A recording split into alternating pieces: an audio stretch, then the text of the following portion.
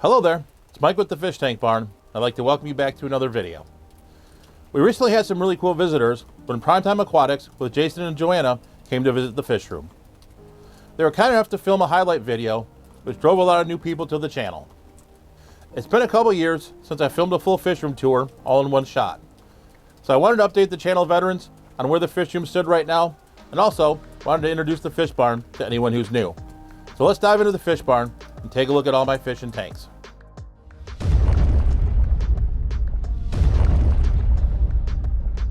For those of you who haven't seen the fish barn before, let me briefly describe it. The fish barn is a two-story building in my backyard that houses 80 tanks with a wide variety of different species. When entering the fish barn, there's one tank that immediately draws your attention, and that's my 245-gallon South American community tank.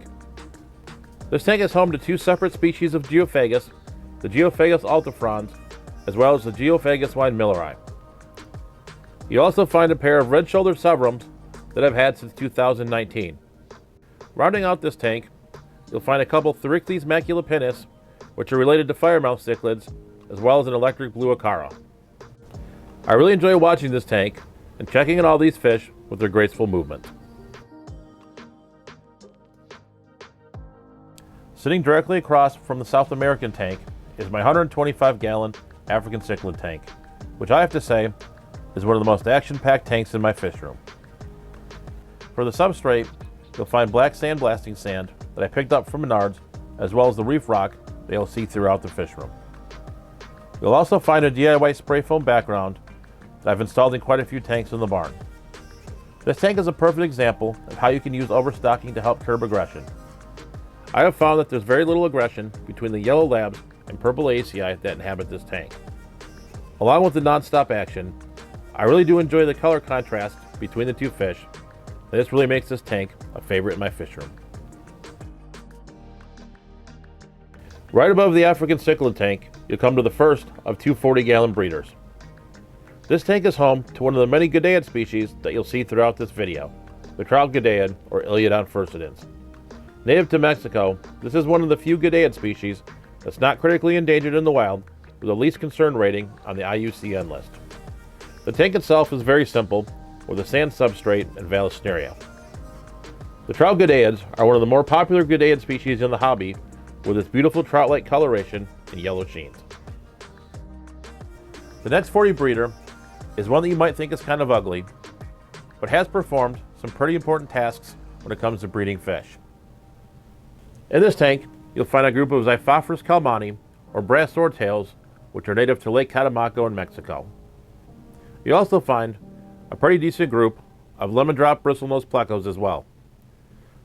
Despite the unsightly algae, this tank has done a great job of producing fry for both the plecos and the swordtails. I want to backtrack slightly and head towards the door and take a look at this 55-gallon tank that is really a splash of color. Providing that splash is my breeding group of Cyprochromis leptostomum blue flash. I've had these fish for over a year now, and they've been breeding quite regularly. In the bottom section of this tank, you'll find two Xenotopha bathyphyllus kakezi, which unfortunately haven't bred for me. The setup for this tank is quite simple: a sponge filter, sand, some rockwort, and additional hornwort for filtration and places for the fry to hide. This is one of the tanks that I regularly stop and watch because it's just a lot of fun to sit and watch the fish interact with one another. Below the 55-gallon, you'll find two 37-gallon cubes. The first being home to my Berlin black swordtails.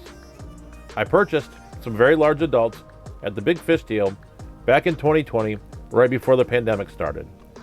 And the fish that you see here are the fry from that original group. I'm really happy with how this group has developed, and will probably take the show male to the American Live Bear Association Fish Show.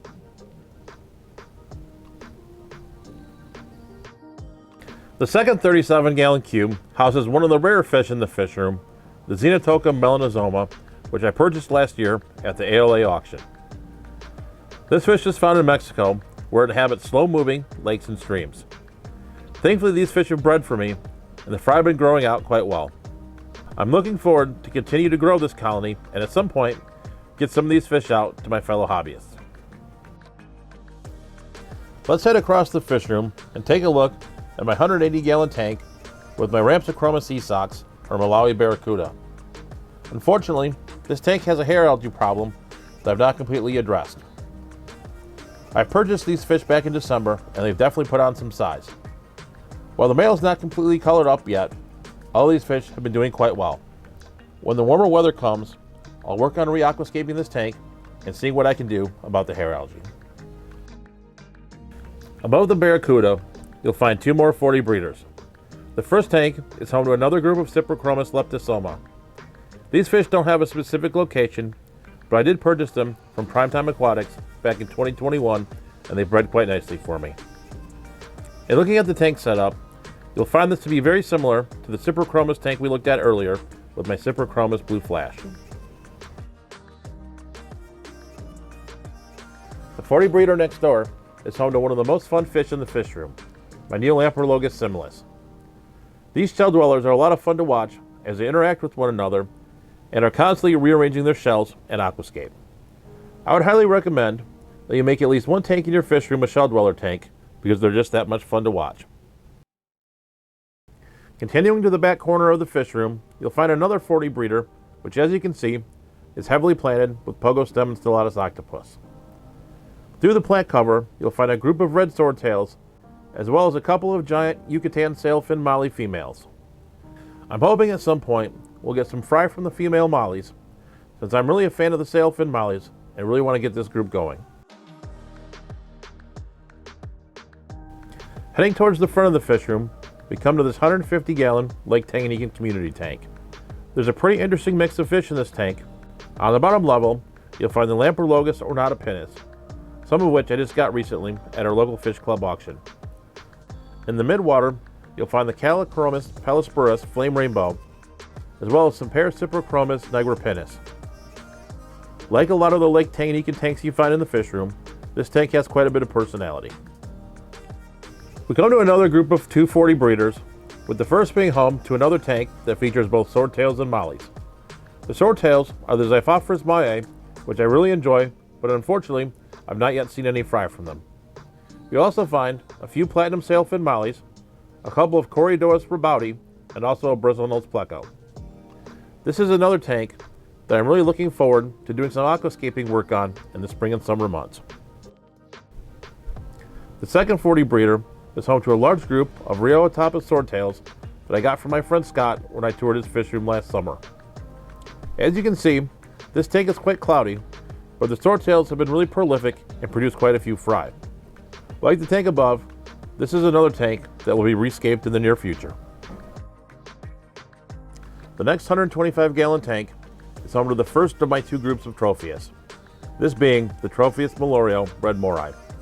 As you can see, there's quite a few fry in this tank, and they're quite prolific eaters. The adults will dart in and out of the rocks, but I've found them so far to be quite reclusive. I'm hoping that changes as the fry start to grow up. As you can see, this tank has a typical setup for Tropheus, with a sand substrate, rockwork for hiding spots, and some Vallisneria. Many people say that you can't keep Tropheus with plants, but I've found my Tropheus so far not to bother them. The next tank has a fish with a very interesting story. I was gifted the Frontosa that lives in this tank by Sergeant Tank a couple of years ago. Most Frontosa like to be kept in groups, but this fish unfortunately has a bit of a habit of bullying and killing its larger tank mates. So it lives here peacefully in this 75-gallon, mostly by itself. I have found that this fish doesn't seem to bother smaller tank mates and allows this Goiter River rainbow fish to live in the tank without incident. We now come to a 75-gallon tank that houses my second group of Tropheus, the Tropheus maplungu. I was able to buy 3 of these fish at the Babes in the Cichlid hobby auction at the Triple Crown event last summer. I was a little concerned about aggression with these fish since I only started out with 3 individuals, which is not the optimal number. But thankfully, these fish have been really good breeders, and this colony has come along quite nicely since I got these fish last summer. I'm really excited about the future of this tank, and I'm really excited to see these fish grow out and see how this tank turns out in the coming years. This next 75-gallon tank houses one of the more interesting Gideid species, the Elaphorus robustus, or bulldog Gideid. This is a predatory Gudeiid species who in the wild predates on small fry, insects, and other microfauna. This is one of the largest Gudeiid species, topping out at 7 inches, with some coming in even larger. I was able to purchase this fish last year at the Gudeiid Working Group auction, and I'm really excited to see how this fish grows out in the future. I was noticing, however, that food was not being eaten at the bottom of the tank, so I did add these Corydoras catfish as well. Unfortunately, I lost the bag with the label on it, so if you're an expert in Corydoras, please let me know which species this is. This next tank is another favorite. As you can see, there's a ton of Java moss in this tank, and recently it did cover the entire portion of the tank, but I did decide to take some to sell at our local auction. The primary fish in this tank is another Gudeiid species, the Actinobius toweri, or blue-tailed Gudeiid. This is one of my favorite Gudeiid species, with the males having a striking blue tail. There are other random fish in this tank, primarily consisting of guppy culls and a few other random species. This tank is another one of my favorites that I just like to sit down and watch the fish for a while. The next fish are some of the newest additions to my fish room, the Haplochromis nucasquamatus salmon. These are Victorian cichlids that are endangered in the wild. I was not able to find out much about these fish, but what I do know is that they get about 4 inches long, and like most African cichlids, are maternal mouth brooders. If you look up these fish on YouTube, you'll find that the males are absolutely stunning when they're fired up. I'm really excited to learn more about these fish as I keep them over the long term. Next up is one of my great breeding successes in the fish barn, that being my Limia islay, or tiger limia. As you can see, this 54-gallon boat front is really packed with fry. This is a fish that I'll bring regularly to our biannual auctions. You will also find a few Xiphophorus variatus from Rio Encino, where they're quite hard to spot amongst the hordes of limia fry. You'll also have to look pretty hard in the bottom of the tank, but you might spot my L204 flash pleco as well, grazing upon the wood that inhabits the bottom of the tank. I really enjoyed this 40 breeder with my Cyprochromis leptosoma lavua blue orchid. I really enjoy these fish with their blue coloration and schooling patterns. Cyprochromis, in my opinion, are one of the crown jewels of Lake Tanganyika and the aquarium hobby as a whole. The next 2 tanks I'm going to show you are basically catch-all tanks with a variety of different fish. The first being a 90-gallon, where you'll find a couple of Melanitania parva females, some Gambusia I caught in Florida, plus a variety of other fish that I only have singles of. And the second being a 20-gallon long, with the highlight being some melanistic male Gambusia holbrooki. Before we head upstairs, I do want to show you one last tank, and that houses my red coral guppies that I picked up last November at our auction. As you can see, these fish have been quite prolific in their time in the fish barn. So now let's head to the upstairs portion of the fish barn. This is where you'll find all of my breeding tanks, most of which are species only and not heavily aquascaped.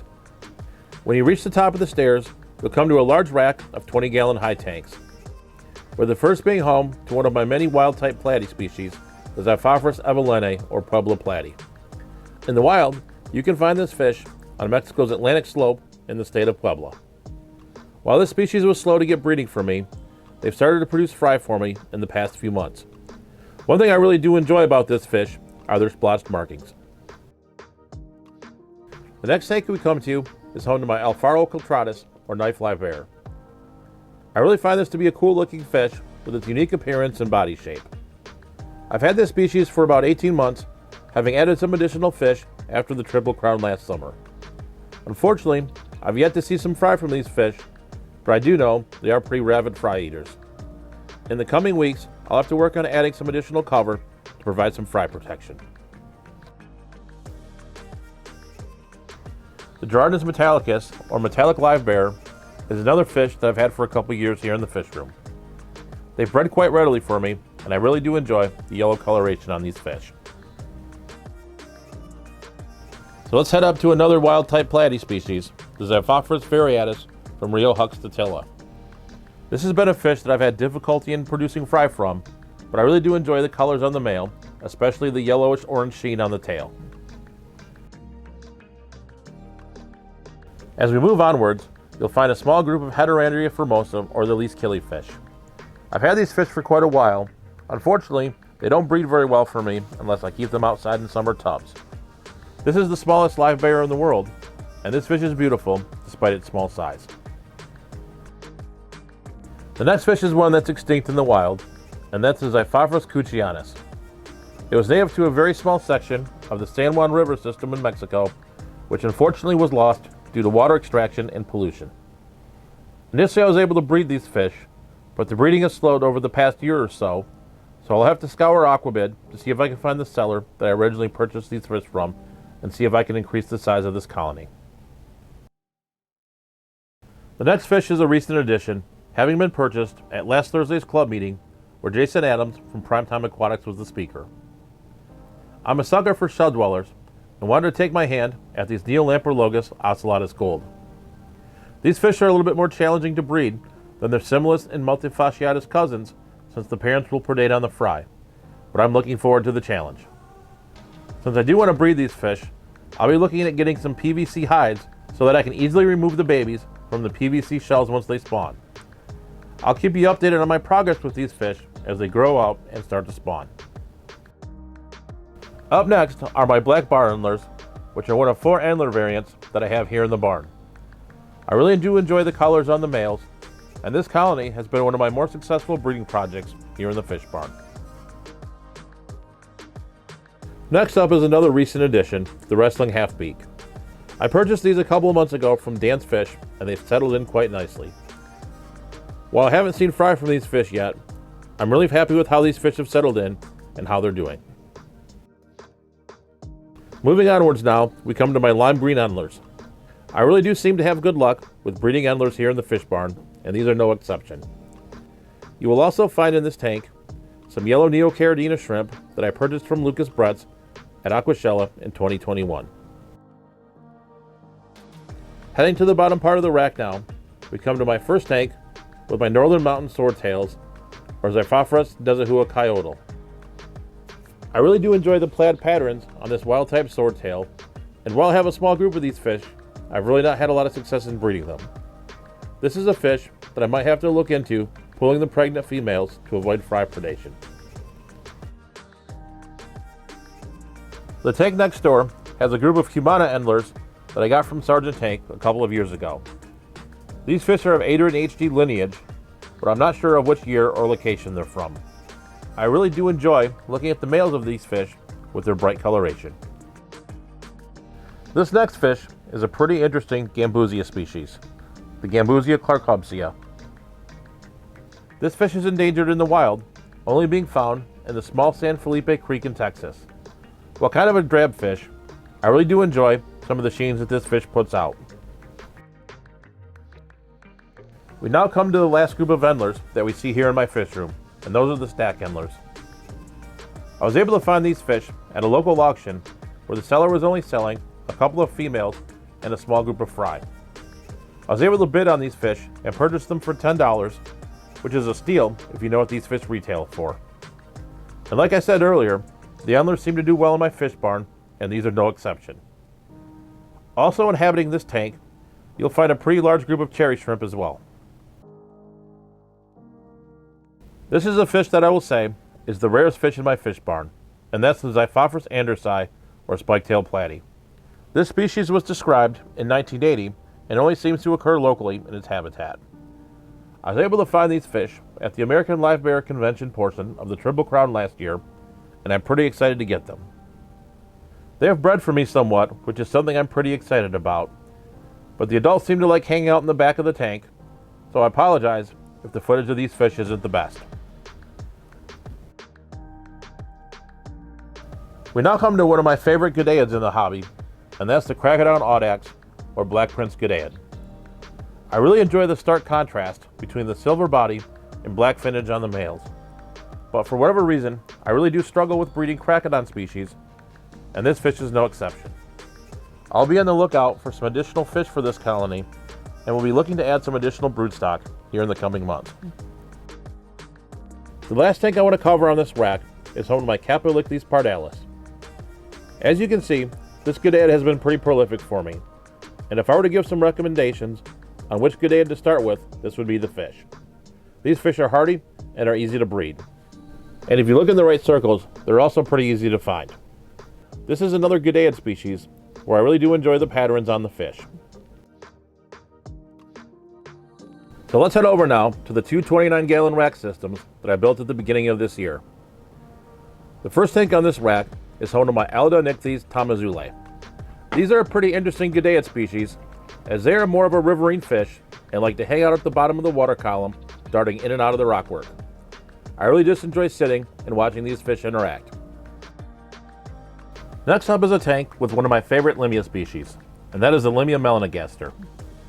What I really find neat about this fish is that the females, in my opinion, are nicer looking than the males. Both are beautiful fish, but I really enjoy the contrast of the sheens on the female in comparison to its large black gravid spot. Also in the mix, you'll find some Xiphophorus maculatus from Rio Grijalva as well. This is just another entertaining tank that I like to sit and watch. This next tank has a pretty interesting mix of fish, as it contains my Limia nigrofasciata, my grow-out of Cyprochromis microlepidotus caramba, as well as some Venezuelan cories that I recently purchased at a local fish store in the area. At some point in the future, I'll probably move out the microlepidotus into a larger tank and turn this more into a live bearer setup. Up next is a very reclusive fish, that being the Lamprologus tiger pictilis. I have 4 of these fish, but most of the time you can only catch a glimpse of them as they're darting through the rockwork. This fish is not native to the African Rift Lakes, as its name would suggest, but instead lives in the Congo River system. I recently moved these fish into this tank from a smaller tank in hopes that I could possibly breed them in the near future.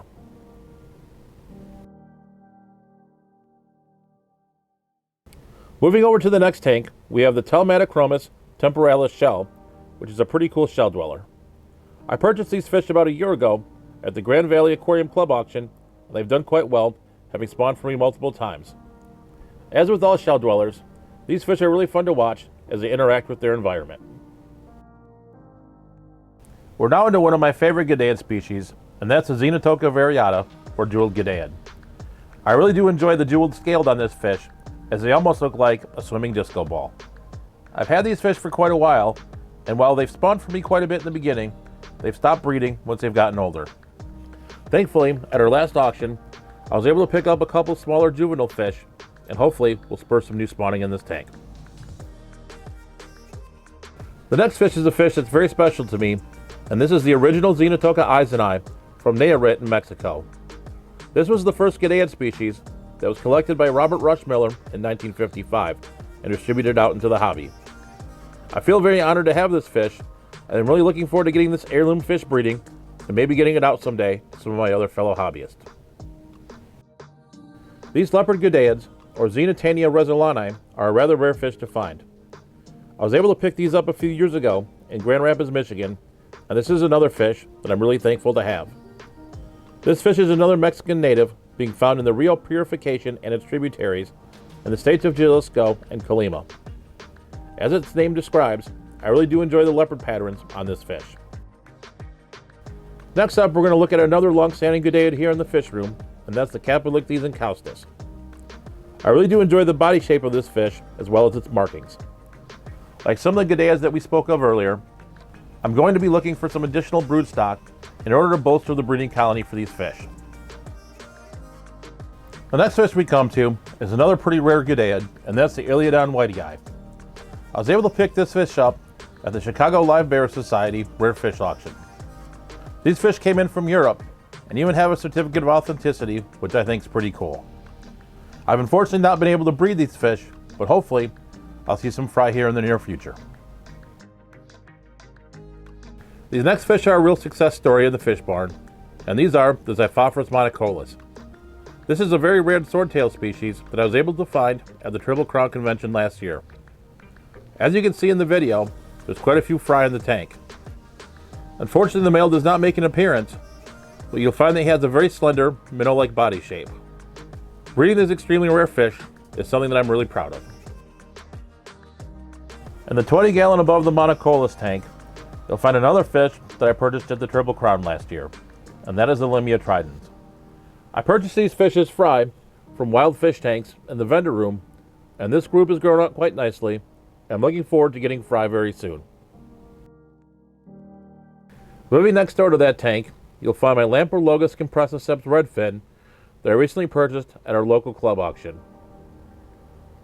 Since you last saw these fish, I did do some additional rock work to provide some additional hides for these fish, and I'm really excited to see how these fish grow out. In this next 29-gallon tank, you'll find a species that I've had for quite a long time, and that's the Zoogeneticus tequila, or tequila goodad. I do apologize that this tank is a little cloudy, but you can still see the bright orange coloration on the tails of the male. I've added some new fish in this colony over the past few months to ensure I can continue breeding these fish long into the future. I want to move back to the other side of the fish room now and take a look at one of the few display tanks that lives in the upstairs, this 54-gallon bowfront. This tank is still a work in progress, but you will find the centerpiece being these tricolor swordtails that I was able to purchase at our local club meeting. You will also find some Costella tetras as well as some Ember tetras that add an element of movement to this tank. On the bottom, you'll find some Corydoras aeneas, which I also picked up at our local club meeting. I'm really looking forward to seeing the plants grow out in this tank and see how this tank develops in the future. This next 37-gallon cube is home to one of my favorite species, the Xiphophorus variatus from Rio Coquilco. I really enjoy the speckling on this fish, as well as the bright tail colors on the male. One interesting fact about these fish is that the male's tail color can either be red, clear, or yellow, which I think is interesting. This fish really drives home the point that there are some pretty cool wild-type platies that are just as beautiful as the domestically bred fish. This next tank holds one of my longest-standing Limia species, the Limia perusae from La Anzufrada in the Dominican Republic. I've had these fish since early 2020, and they've been one of my most successful breeders. I really like the sheens on these fish, which I really do think are quite stunning. You'll also find some Melanitania praecox in this tank, as well as a single blue phantom pleco. Below the Limia tank, you'll find the Xenotoca dodroi, which are one of the more popular goodad species. The males on these fish have a very nice bronze sheen to them, as well as some really cool blue and orange markings on the tail. As you can see, this is another fish that I've been able to breed quite successfully. Let's look at another Limia species, the Cuban Limia, or Limia vittata. As its name states, these fish are native to Cuba, and like a lot of the wild fish in my fish room, these fish have some pretty cool speckling. If you're looking to get into Limia, this is a great fish to look into. I don't have a lot of guppies anymore in my fish room, but I do enjoy these German yellow guppies. I purchased these a couple years ago, and they've bred quite nicely for me. The adult fish are starting to get old, as you can see in the bent spine of one of the females in this colony. Thankfully, I have quite a few fry in this colony, so it can continue into the near future. So this next 20-gallon tank has some molly fry, some of which I purchased at our local fish club auction, and some others from a group of black mollies that unfortunately I no longer have. You'll also find a few individuals of the Basileopsis infans, which is a small micro live bearer. Once these mollies grow out, I'll move them over to the 54-gallon bowfront with the swordtails that we reviewed a few minutes ago. In the next tank, you'll find another very small inhabitant, the Basileopsis prolifica. In the wild, you'll find this little live bearer in the northwestern parts of Mexico. This is an extremely hardy fish that I really enjoy having in my fish room. Up next, you'll find the second strain of guppies I have in my fish room, the blue Hawaiian Moscow guppies. These fish are descended from stock that Bentley Pasco located in the Pacific Northwest. I really do enjoy the males of these fish, but unfortunately, these fish have started to age out a little bit, but thankfully, I do have a few fry to keep this colony going.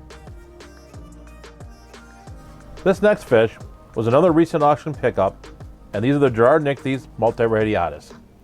This goodad species can be a little bit finicky because it's very sensitive to warmer water.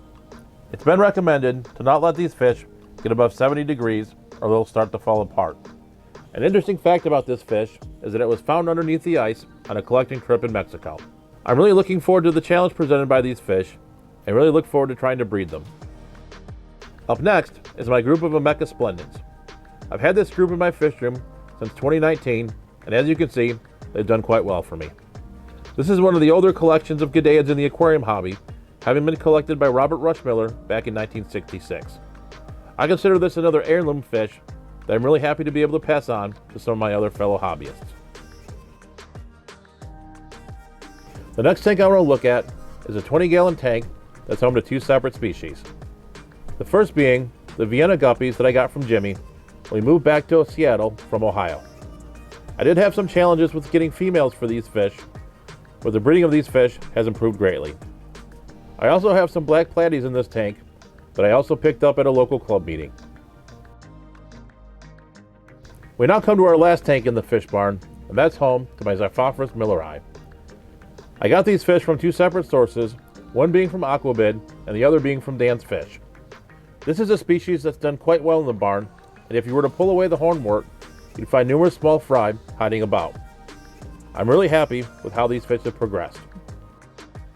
So I really do hope you enjoyed your journey looking at all the fish and all the fish tanks here in the fish tank barn. I once again want to thank Jason and Joanna from Primetime Aquatics for the mini tour they did last weekend. I really enjoyed it.